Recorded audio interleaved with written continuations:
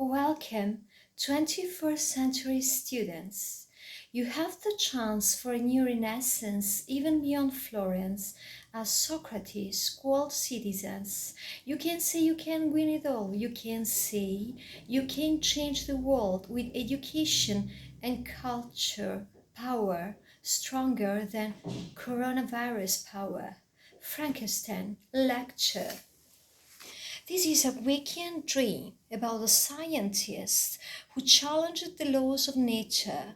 Victor Frankenstein, as a child, lived in Geneva with his family. His parents, a little brother called William and an adopted sister called Elizabeth, whose real parents, both dead, were an Italian nobleman and a German lady. Victor's dearest friend was Harry, who wanted to be a poet and loved nature and beauty, whereas Victor was interested in science and wished to make a great scientific discovery about the mysteries of creation. When Victor was 17, Elizabeth became ill with scarlet fever. His mother nursed her, but she caught the illness. Before dying, Victor's mother called both him and Elizabeth, and she told them that she and her husband hoped they would get married. Victor went to the University of Ingolstadt, but he was very sad and felt lonely, disappointed, with no desire to study. Then he heard a lecture by Mr. Waldman, the professor of chemistry, who later showed him the laboratory. Victor was a very diligent student, very interested in the human body. He wanted to understand the origins of life and uncover the secrets of nature, and decided to start from that. He began to work with dead bodies, and after days and nights of work experiments, he discovered the secret of the creation of life. Victor, longing for knowledge and wisdom, explored dead bodies and tortured living animals because his only desire was to be the creator of a new race of excellent creatures. In his attic room, he thought about his work without looking at nature, sunshine, flowers, green leaves. He forgot his family, avoided his friends, and became anxious and nervous. He worked for 2 years and finally completed his creation and gave life to it. It was a monster, despite his efforts to make it beautiful. He had yellow, wrinkled skin, his eyes were watery, and his hair was long and black. Victor fell over in disgust, and when the creature stretched out his hand to touch him, he rejected his creation, ran away, and spent the rest of the night outside. The creature disappeared, and Victor, very ill, was nursed by Harry, who had come to study at the university. When Victor recovered, he wrote to his family, read poetry, and went for walks in the countryside. But one day his father's letter announced a misfortune. William's death in the forest and the marks of the murderer's fingers on his neck. Perhaps the murderer wanted to take the locket with his mother's picture that Elizabeth had given him. Victor left for Geneva to get home as soon as possible to comfort his family, but he stopped at Lausanne in a state of nervous anxiety. He decided to visit the place where William had died, and in a flash of lightning, he saw the gigantic figure of the monster. Victor understood that William had been the victim of the monster's crime and spent the night in the mountains trembling and crying. The next morning at home, Victor wanted to tell the truth, but then decided to remain silent. And so Justin, the servant who had nursed his mother, was accused of murder. At her trial, she pleaded not guilty and said that after searching for William, she had fallen asleep in a bar and she did not know how the locket had come to be in her pocket. Victor knew that the master had put the locket in her clothes, but it was impossible to explain an unbelievable story, so Justin was hanged. Victor wanted to kill the monster he had created to revenge the innocent victims. One day, he was sitting on a rock to rest and he looked back at Mont Blanc. The monster appeared and asked his creator to listen to his story of unhappiness.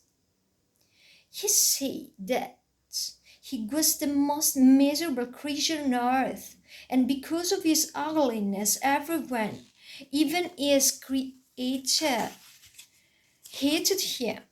Children screamed, women fainted, and men wanted to kill him. A force capable of love and kindness, that cruel because of man's rejection, he had learned language hidden in a hut, eavesdropping on a group of cottages. The monster asked Victor to create a wife for him and promised to leave Europe and to go to the forests of South America to live on berries and sleep under the trees. Victor thought it would be better to do his awful work in England, far away from his family, because he feared that the monster might hurt them.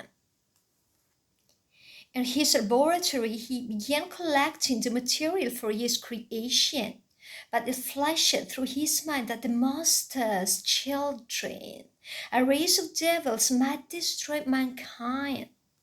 Victor desired to destroy his work, but in revenge the monster killed Harry. Victor thought it was his duty to protect the people he loved from the monster he had created. He told his father more than once that he was responsible for the deaths of Will, Justin, and Harry, but he could not explain why he could not escape from the monster's threat. "I will be with you on your wedding night." It was like a nightmare. The day of the wedding approached and Victor told Elizabeth he had a terrible secret. After the wedding party, Victor and Elizabeth left for their honeymoon on Lake Como, where a strong wind blew from the west and clouds raced across the moon. Victor was afraid, kept his hand on the gun in his pocket, and asked Elizabeth to go to bed. He walked through the house, searching everywhere, but he could not find the master. Suddenly, he heard a dreadful scream coming from Elizabeth's room. He ran into the room and saw his wife dead, laying across the bed.